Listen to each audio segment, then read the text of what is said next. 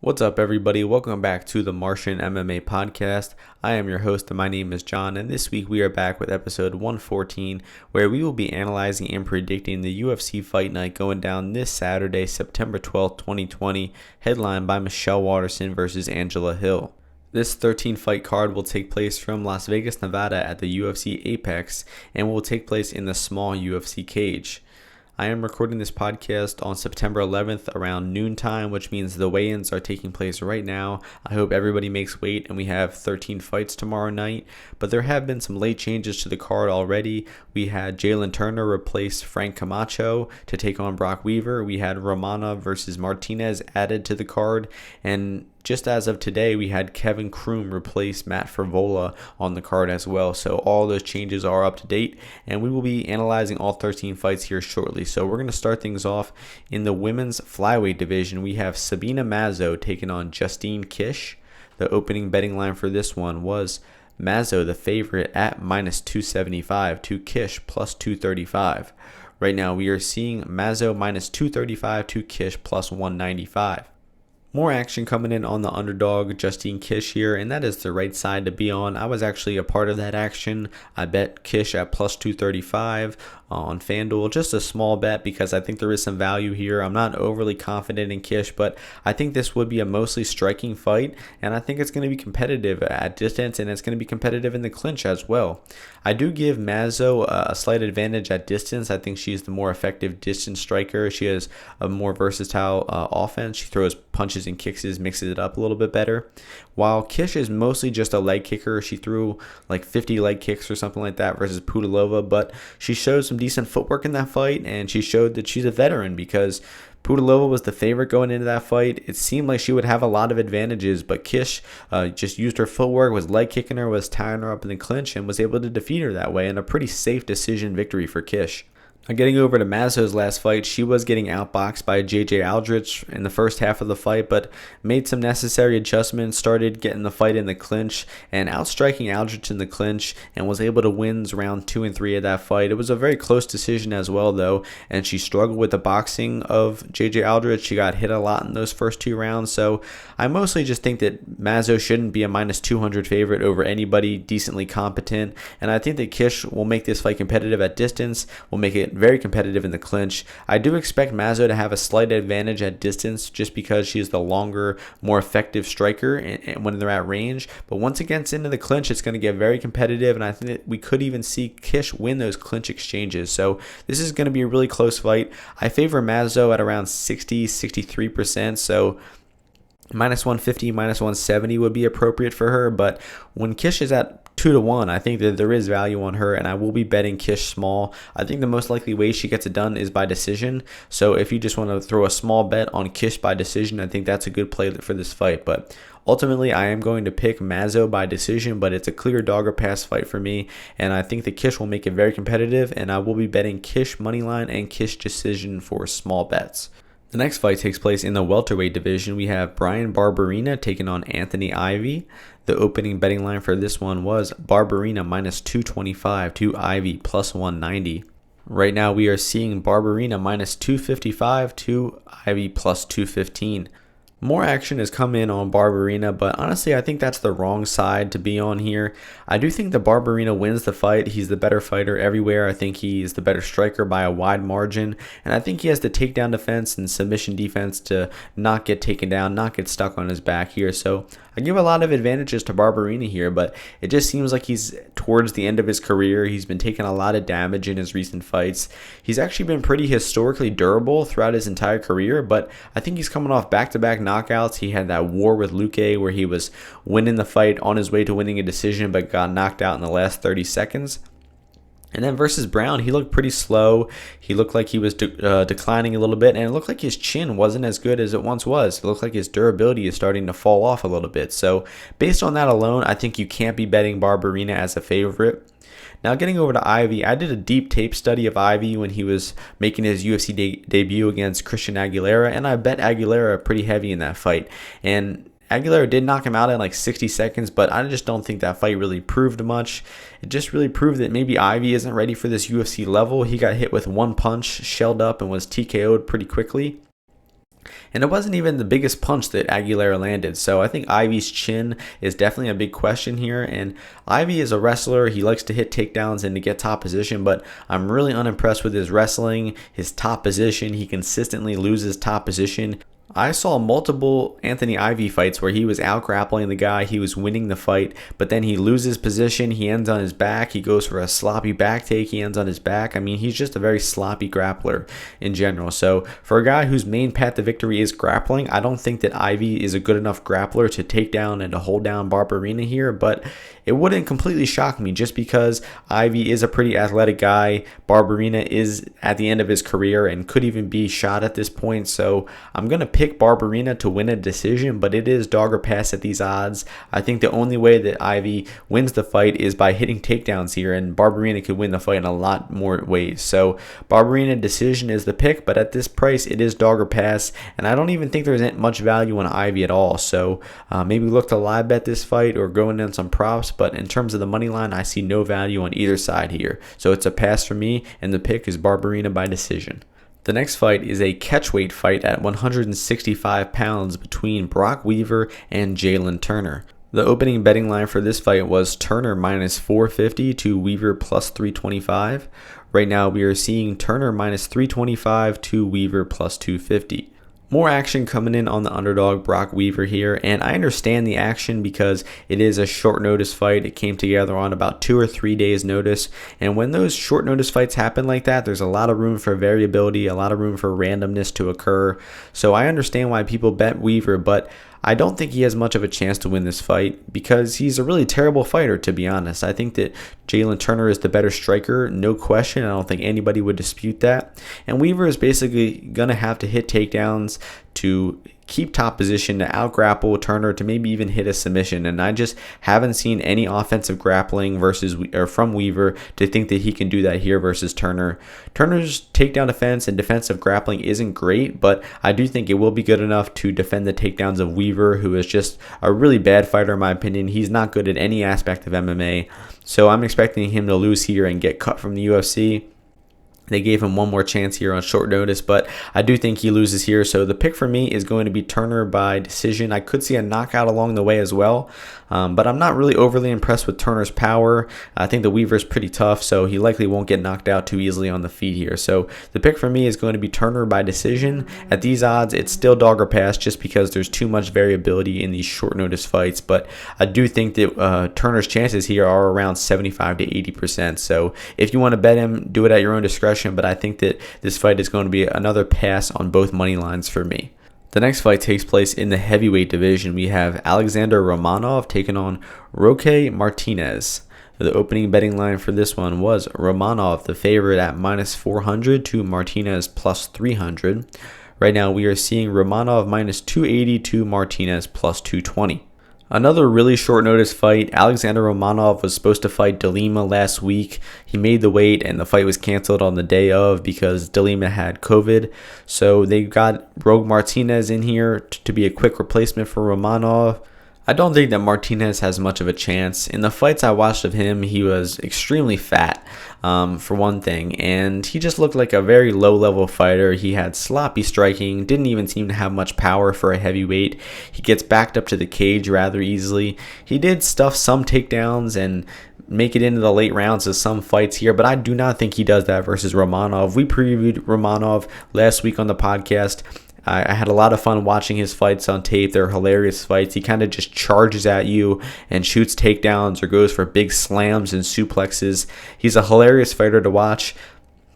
Don't think he'll have much long-term success in the UFC because his striking is pretty bad and he's really one-dimensional, but I do think Romanov is good enough to take down Martinez early here. The fact that Martinez is coming in on like maybe 4 to 5 days notice is a huge detriment to him, mostly because he looked just so fat and uncoordinated when he was training for a fight back in February. I can't imagine how fat and sloppy he's going to be when he wasn't even training for a fight coming in here. So hopefully Martinez makes weight. Props to the guy for coming in on short notice, but I think he gets taken down and finished in round 1 here. So the pick is going to be Romanov by round 1.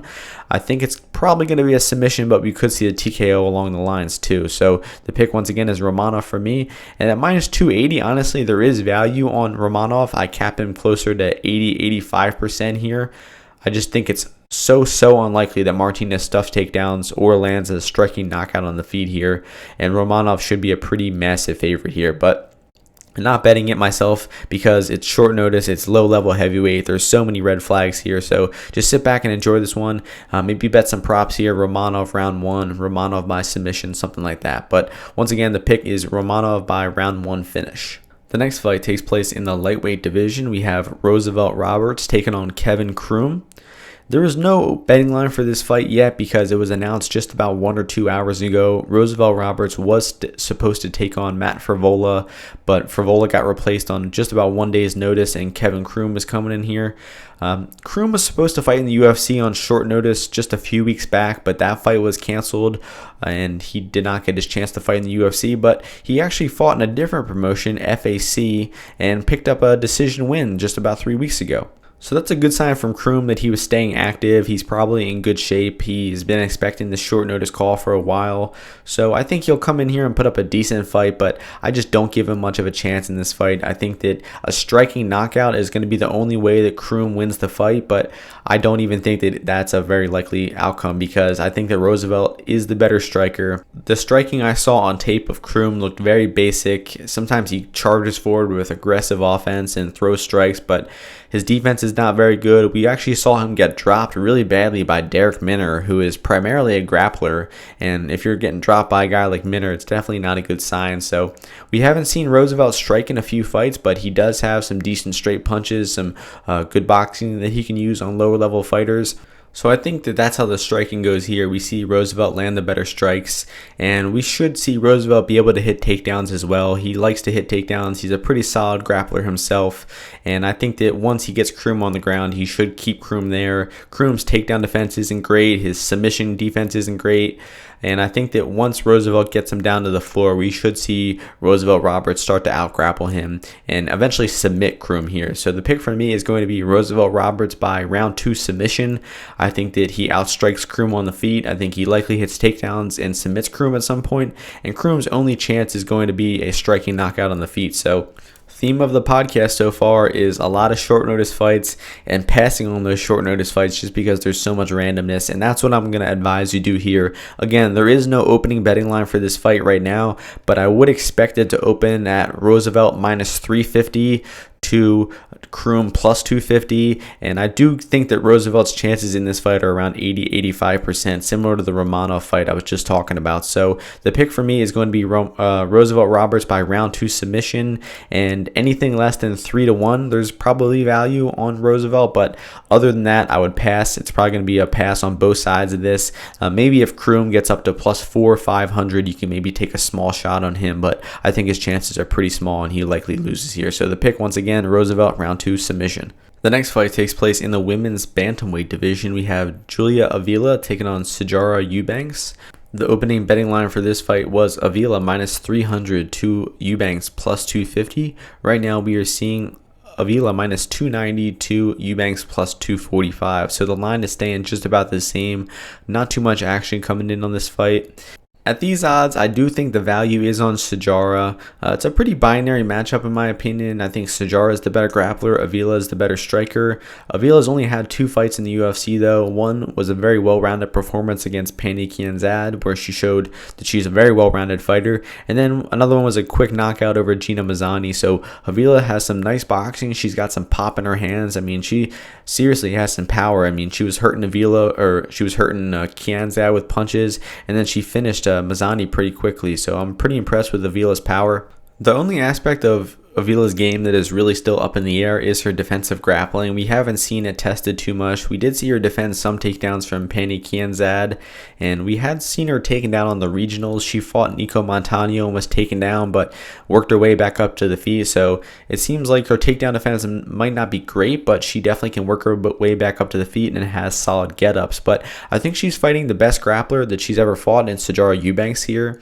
Eubanks has hit takedowns on every one of her opponents that she's fought in the UFC.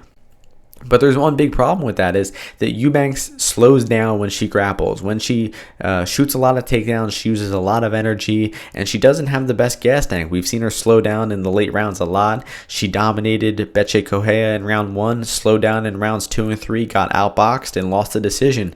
And I mean, that was a pretty easy test for Eubanks, and she still managed to fail it just about a year ago. So Eubanks has a lot of skill. She's a great grappler, a solid striker as well. It just seems like she doesn't have the cardio and sometimes the fight IQ to use that to her advantage. And sometimes she loses or makes fights closer than they have to be. But when you look at Eubanks' record, I mean, she does have wins over Roxanne Modafferi, over Lauren Murphy. I mean, those are decent wins. Even her last fight against Sarah Moras was a little bit better of a performance. So Eubanks does have a path to victory here by using her wrestling, getting this fight to the floor, and out-grappling Avila once she gets on the floor. I do think that that's a possible outcome for this fight. I think that Sijara probably hits a takedown or two, because she has hit them in all of her fights. But I don't think that she will do much with the takedowns. I think she might get some lay and pray time, but I don't think she'll land much ground and pound. I don't think she'll pass guard and go for a submission. So I think Avila will eventually work her way back up to the feet and continue outstriking Eubanks at distance and in the clinch here. So if the fight stays in the feet, I think I give a pretty significant advantage to Avila, maybe like a 70-30 advantage to Avila. I just think that she's clearly the better boxer, better defense, maybe even the better clinch striker as well. And then once it gets down to the floor, that advantage shifts. I think that Eubanks has a 70-30 advantage on the floor here. So I think that both women know what they need to do to win the fight. Sijara takedowns, Avila stuff takedowns, and I think I do trust Avila a little bit more to stuff takedowns and to outstrike Eubanks on the feet here, because there's always the possibility that Eubanks just doesn't shoot takedowns, that she's content to strike with Avila, and I do think she loses that fight here. So Eubanks could look good if she hits takedowns. If she's getting those takedowns and getting top position, she might be a good live bet. But the pick for me is going to be Avila by decision. And then in terms for props for this fight, if you want to put some faith in Eubanks, I would go Eubanks by submission. And for Avila by knockout in round 3 is plus 2,000, I think. Eubanks is notorious for slowing down in round 3. Avila has some pop in her hands, like I was saying, and she seemed to carry that power late into the fight versus Kianzad in her UFC debut. So I think that Avila could get a late finish here if it goes into that 3rd round. So the pick is Avila by decision. It is dog or pass in terms of the money line, and my only bet for the fight is Avila by round 3 knockout. The next fight takes place in the flyweight division. We have Matt Schnell taking on Tyson Nam. The opening betting line for this fight was a minus 110 pick'em on both sides. Right now we are seeing Nam minus 115 to Schnell minus 105. I was actually able to bet Tyson Nam as a plus 120 underdog in this fight for 1 unit, and I'm very happy with that price, seeing as he's gone to a favorite now. And I think this is a pretty clear matchup for Nam. Matt Schnell is a very fun, aggressive fighter. He usually comes out aggressive in round 1, throws a lot of strikes, maybe even looks for that knockout early. He actually had a few round 1 submissions over Smolka and over Espinosa, but then got in a back and forth war with Pantoja last fight and did get knocked out in round 1. So I think that his defense and his chin are major concerns. I mean, Matt Schnell has been knocked out in the UFC several times. Of course, the Sandoval knockout, he got knocked out by some really weak ground and pound. So Schnell's chin has always been an issue for him, and I just don't think that his boxing defense is up to par on the feet. He tried to get in a brawl with Pantoja at a pace that he couldn't keep up. He did have some early success and was able to rock Pantoja at one point in that fight, but that doesn't really mean much when he got knocked out himself just a few minutes later. So getting over to Tyson Nam, he had a slow start in the UFC. He was knocking dudes out on the regionals over in Russia, looking really great. And then he got to the UFC and he kind of slowed down a little bit. He had 2 low output decisions where he lost both of them versus Sergio Pettis and versus Kai Kara France. The Pettis fight was pretty bad. He just didn't throw enough in that fight, but he definitely upped the output in the Kai Kara France fight. Very competitive fight. I thought he maybe even had a case for winning rounds 1 and 2 versus Kai Kara France there. And then in Nam's most recent fight, it was a pretty easy setup fight for him. He had a short notice opponent, and he was able to knock him out in about 45 seconds. Adeshev was the guy's name. And Nam just showed he's a very skilled counterpuncher. He showed that he has some power in his hands in that fight, although it doesn't mean much because Adeshev was a late notice guy, not UFC level at all. But I still think that showed Nam's ability. He's a good counterpuncher. He's got a solid right hand, and I think that might be enough to beat Schnell here, because I see Schnell coming out aggressive like he always does, getting in those boxing exchanges, and I just think that Nam is the better boxer. He will find a home for that counter right hand, and I think he either rocks Schnell with it, consistently enough to win the rounds, or is able to hurt Schnell and put him away by knockout. So I do think he does get it done by knockout. I just don't think Schnell's chin is good enough to hold up throughout the 3 rounds with a solid, powerful counterpuncher like Nam.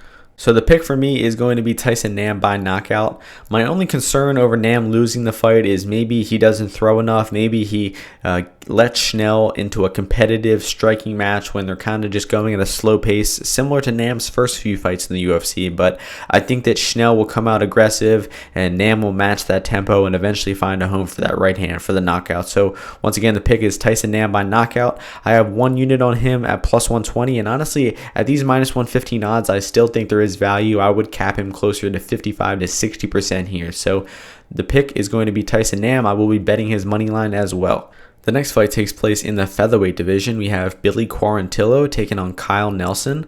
The opening betting line for this one was Quarantillo, the favorite, at minus 300 to Kyle Nelson plus 250. Right now we are seeing Quarantillo minus 260 to Nelson plus 220. More action coming in on the underdog, Kyle Nelson here, and I agree with that action. I think that where the line is set at now, it still might be a little bit wide. I just think Quarantillo is a very confusing fighter. I don't think that he really excels anywhere. I don't even think that he really knows what he's better at, if he's a better striker or grappler, because he's kind of sloppy in both. His striking offense is not very crisp. His defense isn't good. And then his takedown defense isn't great. He tends to get taken down, stuck on his back. He does have the ability to reverse position. I think Quarantillo might be at his best when he's hitting offensive takedowns. He was able to out-grapple Kilburn in his first UFC fight, and he had some success taking down and holding down Spike Carlisle, but Carlisle is not a very high-level grappler, and he gave Quarantillo a very tough fight on the ground. There were a lot of back and forth exchanges. Quarantillo had dominant positions and then would lose them. So I just don't think he's that great of a grappler, and I'm struggling to see how Quarantillo justifies being a minus 260 favorite in this fight. I think in round 1, Kyle Nelson comes out really aggressive like he does in most of his fights. He's probably going to be the better striker and the more dangerous striker. I think Nelson even has a small chance of getting a round 1 knockout here. So the Nelson round 1 knockout props have some value. If the fight does get into round 2 or 3, I think I will start to favor Quarantillo at more of a 60 to 70% rate, because Nelson's cardio didn't look great in the Matt Sales fight. He had a back and forth grappling fight with Sales, and he was eventually stuck on bottom, submitted in round 3 versus Sales, who's not a great grappler in his own right. So I think that that's a very real possibility here, is that Nelson comes out hard in round 1 looking for that finish, and if he does not get it, he should get taken down and out grappled in the later rounds. But I really do think that Nelson is live in round 1. I think that he's going to come out aggressive and look better than a 2-1 underdog in round 1. And I think that, as I mentioned before, that Nelson round 1 knockout prop has a lot of value. So this is a clear dog or pass fight in my opinion. I would cap Quarantillo closer to minus 170, minus 200 area, but where he's at now at minus 260 and where the opening line was at minus 300, those lines are off, and I think that the value is on Kyle Nelson here. So in terms of an official prediction, I think I'm still going to go with Billy Quarantillo by decision. He also could get it done by late 2-3 submission, as I mentioned, but I think this fight could play out in a lot of different ways. It's a very competitive fight, and I think that Kyle Nelson is going to be really live here. So I haven't locked in any action on Nelson myself yet, but I might do so in the near future. Keep an eye out for my BetMMA tips page for my official bets. But for this fight, the official prediction is going to be Quarantillo by decision, but it is dog or pass in terms of money line. The next fight takes place in the lightweight division. We have Alan Patrick taking on Bobby Green. The opening betting line for this one was Green minus 185 to Patrick plus 145. Right now we are seeing Green minus 260 to Patrick plus 220. More action coming in on the favorite Bobby Green, and I think that initially that was the right side to be on, but where the line is at now at minus 260, I don't think there is any value on Green, and I think that there might even be some value on Patrick at these odds. And Bobby Green is a great defensive grappler. He has great takedown defense. He can scramble off his back. He's just a really fun fighter overall. I'm a huge fan of Bobby Green, but I will say that when he fought Clay Guida just a few months back, Guida is way past his prime. He was getting beat badly in that fight, but Guida was shooting a lot of takedowns, and he was able to hold Bobby Green against the cage for several minutes of that fight. And Green's takedown defense held up. He was stuffing takedowns and landing clinch strikes and clearly winning the fight, in my opinion, but he was still getting pushed against the cage. He was still vulnerable for getting taken down, and against a better wrestler like Patrick, a guy who's a little more athletic than Clay Guida at this stage of their careers, I think that Patrick could present some problems for Bobby Green. Now, Green is the better striker here, no question. He's the much better boxer, and Patrick's striking is pretty bad. It seems like he's only a grappler, and if he can't get takedowns, he doesn't seem to have much of a plan B at all. And that's kind of what happened in the Scott Holtzman fight. That was his most recent fight, actually. He's coming off of a 2-year layoff for Alan Patrick, but he tried taking down Scott Holtzman. He failed. He got butchered in the clinch. He was getting outstruck at range. He ended up getting dropped and nasty knocked out with some elbows in that fight. So Patrick took a lot of damage in that last fight, took a lot of time off, and he might have improved a little bit. But I'm not counting on many major improvements from Alan Patrick here. I think he still comes in the same fighter, pretty one-dimensional grappler, and he's going to shoot takedowns on Green. He might hit some. I do expect Green to get back up to his feet or to just stuff the takedowns outright and to outstrike Patrick on the feet. He's the much better boxer. He's got phenomenal striking, in my opinion. I mean, Bobby Green is such an underrated fighter. He fights very lackadaisical at times. It seems like he doesn't fight with the most initiative, but in terms of technique, I mean, the guy is solid all around. I mean, he's better than solid. I think he's a great defensive grappler, a great striker, has a great sense of counter punching and combination punching, digging to the body. I mean, he can fight from both sides, orthodox and southpaw. So big fan of Bobby Green. Looking forward to seeing him fight again here and cash big on him in his last fight versus Lando Venata. But this fight is going to be a pass for me. I think that there's some slight value on Patrick as that underdog just because I think that he can make this fight closer than the odds indicate by cage pushing and by maybe hitting a few takedowns. So the value is on Patrick at these odds, but it's going to be a pass for me in terms of money line, and the pick is going to be Bobby Green by decision. Not much of a finisher, Bobby Green, but this could look like a mismatch in rounds 2 and 3, so I could see a finish along the lines for Green too. The next fight takes place in the light heavyweight division. We have Ed Herman taking on Mike Rodriguez. The opening betting line for this one was Rodriguez minus 170 to Herman plus 145. Right now we are seeing Mike Rodriguez minus 245 to Herman plus 205. So more action coming in on the favorite, Mike Rodriguez here. And I disagree with that action. I think this is going to be a really close fight. And I think that I'm actually going to be picking Ed Herman here to pull off the upset victory. Big fan of Ed Herman. He's a very tough, gritty, reliable guy. He's 38, 39 years old. He's been in the UFC for 15, 20 years, but I think that he still can win some fights at light heavyweight because a lot of the light heavyweights are sloppy guys who go for round 1 knockouts, and if they don't get it, then they're tired. They don't have good clinching skills, and I think that's exactly what Mike Rodriguez is here. Rodriguez had a few round 2 knockouts on the regional scene about 4 or 5 years ago, but in the UFC, he is winless outside of round 1. The 2 times he has gone outside of round 1, he lost both of those fights by decision to Devin Clark and to John Allen. He really struggled with the takedowns and the clinching of Dev Clark. Dev Clark kind of just put him against the cage, held him there, outstruck him in the clinch. John Allen did a lot of the same, except John Allen was hitting more takedowns, and Allen's actually a pretty good distance striker as well, and he gave Rodriguez a lot of trouble in that fight. So getting down to analyzing this matchup, you gotta favor Mike Rodriguez in round 1. He's the much younger, faster, more powerful guy. And I do think that if Rodriguez wins the fight, his best chance is to win in round 1. So he's going to try to come out early, try to land that punch on Herman's chin. But from what I've seen of Herman, he still has solid defensive boxing. He's still somewhat durable. He can go into the later rounds, and he actually had a fight kind of similar to this matchup with Ibrahimov not that long ago, where he covered up in round 1. He avoided the early storm for Ibrahimov, and then was outstriking Ibrahimov in rounds 2 and 3, out-clinching him. And he won that fight via decision. So Ed Herman has to follow a very similar game plan to that Ibrahimov fight. He's going to have to stay solid defensively in round 1, avoid getting hit with any big knockout punches when Rodriguez is at his freshest. And when Rodriguez gets aggressive, Herman's going to clinch him up. He's going to put him against the cage. He's going to land some knees and elbows in the clinch. And even at distance, I think that Ed Herman can compete. He had a very competitive boxing fight with John Vellante not that long ago, and he proved that he has 3 rounds of output in him, and he proved that he can still take a punch too. So I think that Ed Herman is going to be competitive at distance, but ultimately lose, and then he's going to get the fight into the clinch. He might even hit his own takedowns, where he's going to start to outgrapple and outgrind Mike Rodriguez here in the later rounds. So when it comes down to betting this fight from a money line perspective, it is tough because I do think there's value on Herman at plus 200 right off the bat, but I think there's a good chance that Rodriguez comes out early and he's either going to win round 1 or win by knockout in round 1. So it might be better to wait to bet Ed Herman to midway through round 1 or at the end of round 1, because that is going to be his biggest chance to lose. When Rodriguez is coming out hard and fast in round 1,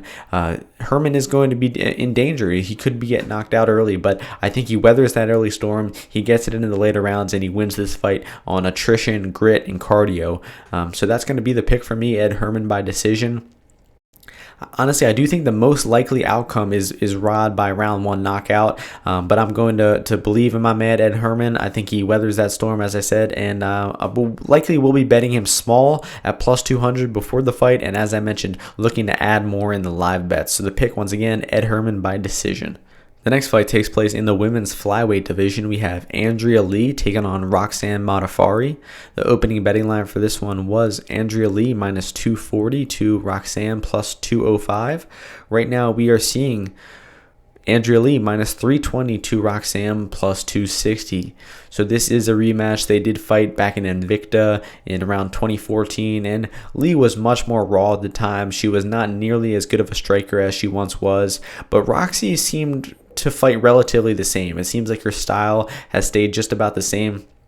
The fight started off with Roxy attempting takedowns, and Lee was able to stuff a few takedowns, but eventually did get taken down and stuck on her back for a few minutes. But Roxy had dominant top position, but was able to lose that top position in pretty bad fashion. So Roxy started winning the striking in round 2. We had some back and forth sloppy grappling exchanges. And then in round 3, Roxy took over, hit takedowns, and controlled Lee for a decisive round 3. But rounds 1 and 2 were very, very close. Could have been anybody's round. And that was when Lee was really raw and inexperienced. And Roxanne had a huge advantage over her in experience. And now I think Lee is caught up a little bit. She's had a lot of fights in Invicta, UFC experience, and Roxanne might be kind of at the tail end of her career. She looked a little bit slow versus Murphy in her last fight, was getting outboxed by Murphy, wasn't able to hit takedowns. And she's had a few fights like that. The Maya fight looked like that. And even the Antonia Shevchenko fight was a very close fight that Roxanne won by a very slim margin. So talking about the money line for this fight, I do cap Lee closer to 65 to 70%, so I do think there's some slight value on Roxanne Modafferi. I just think this fight will be competitive everywhere. I think that I give Lee a slight advantage on the feet and on the ground. I don't think that Roxanne will be able to hit takedowns and keep top position very easily, but if you look at Andrea Lee's last fight, she probably should have won that fight versus Lauren Murphy, but she got taken down at the end of the rounds, in multiple rounds of that fight, and somehow lost that fight on the judges' scorecards. It seemed like it was a pretty clear win for Andrea Lee, but when you're getting taken down and you're ending the round on your back, you really can't complain about the judges scoring the fight for your opponent. So that's a major weakness of Lee here. And we could see Lee winning the rounds. You think they're clear rounds, but then Roxanne hits a late takedown and steals that round back here. So I think that Lee's takedown defense is a little bit too raw to be betting her at minus 300 here, because I think that Roxy could hit takedowns and possibly outgrapple Lee from top here, even though she is very late in her career. And I think that Lee has made a lot more improvements since the first time they fought. So the pick is going to be Andrea Lee by decision, but I think it's going to be a closer fight than the odds indicate. And there might even be some value on Roxanne at plus 260 here, maybe Roxanne decision as well. So the pick is Andrea Lee by decision, dog or pass in the money line. The next fight takes place in the lightweight division. We have Kama Worthy taking on Avila-Eubanks. The opening betting line for this one was Azaitar minus 125 to Worthy plus 105. Right now we are seeing Worthy minus 120 to Azaitar plus 110. So the early action in this fight came in on Azaitar. Worthy was sitting at about plus 155 for a while. And anybody who got in on that price, congratulations to you. You got a great price, because I do think that Worthy should be the favorite here. I think that you could even cap Worthy closer to 60 to 65% here because Mazo-Aldrich is a very one-dimensional fighter. He is a round one knockout or bust type of fighter. He comes out with wild striking in round one. His offensive striking isn't very technical. He doesn't seem to have much defense at all. I've seen him get dropped on tape. I've seen him get taken down on tape. It seems like he slows down in the later rounds. And he just doesn't have much experience in rounds 2 and 3 because most of his wins are mismatches where he gets the round one knockout. So I think that Worthy is going to be his hardest opponent to date. Can't say the same about Worthy. I think that Worthy has fought tougher opponents. I think Luis Pena is a tougher opponent than Azaitar. And I mean, Worthy impressed me a lot in that last fight. I definitely underestimated Worthy going into that fight. I was picking Luis Pena. If you actually go back and listen to the podcast, I said that it would be nearly impossible for Worthy to submit Luis Pena. And surely enough, in the third round, Worthy snatches a guillotine and submits Pena to make me sound like a doofus. But Worthy just showed a lot of technique in that fight. He showed solid defensive grappling. He was taken down, had his back taken, and was out-grappled for most of round 2, but he doesn't have to worry about that here because Azaitar is not a good grappler at all. I think that Worthy will struggle in the future with better grapplers.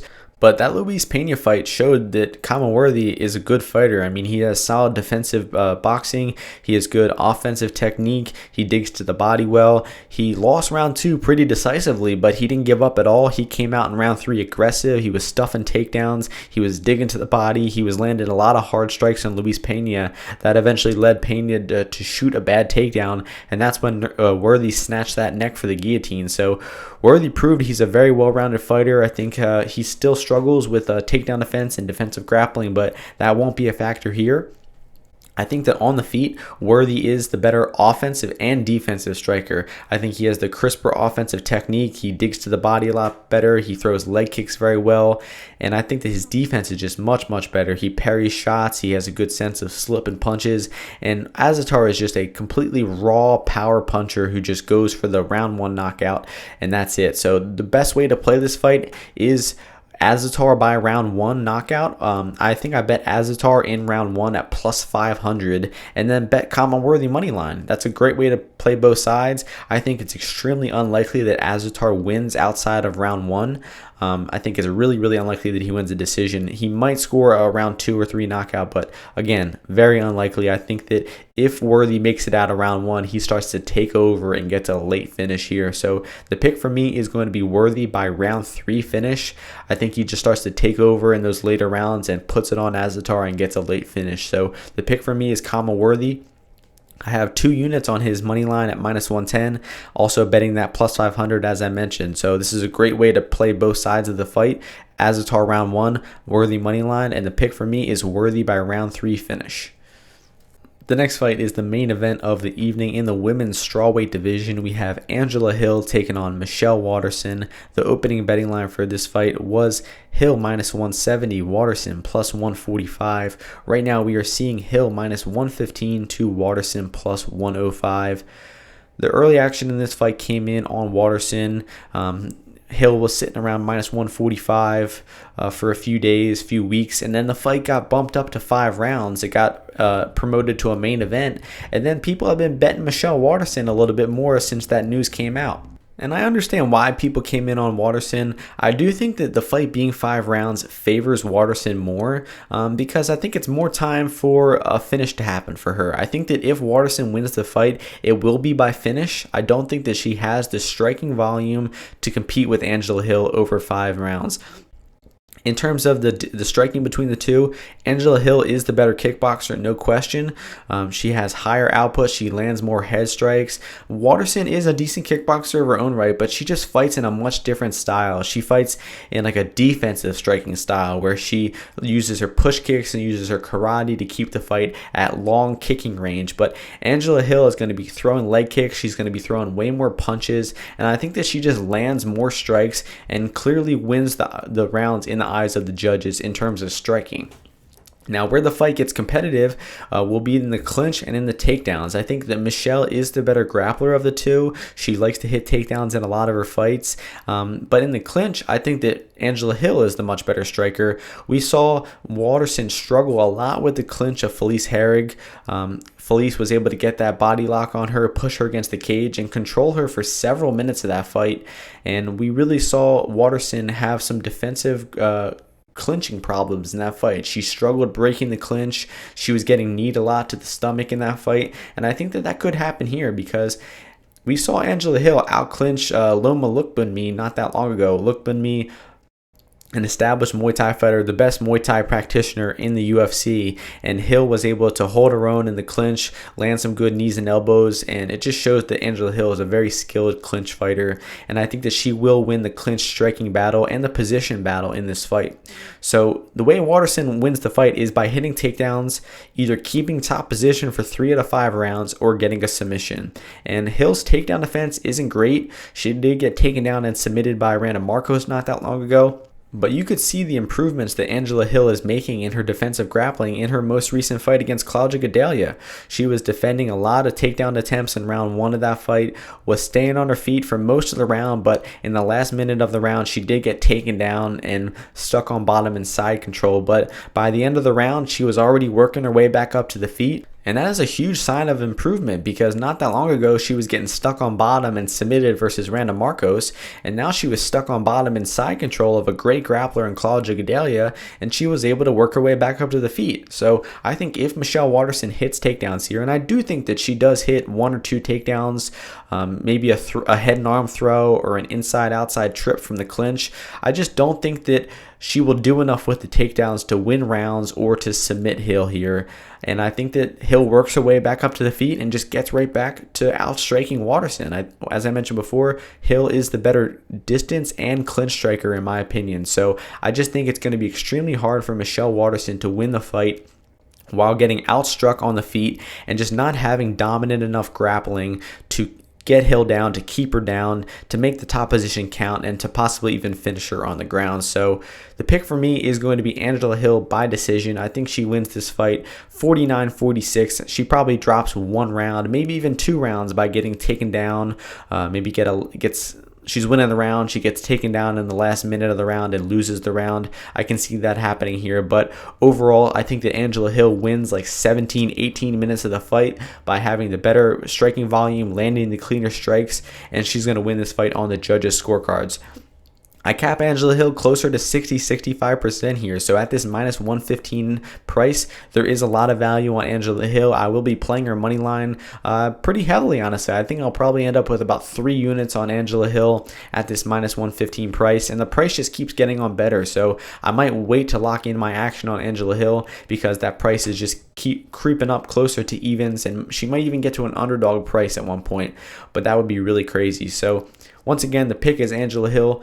I think she wins this fight via decision, and I'm pretty confident in her to get it done as well.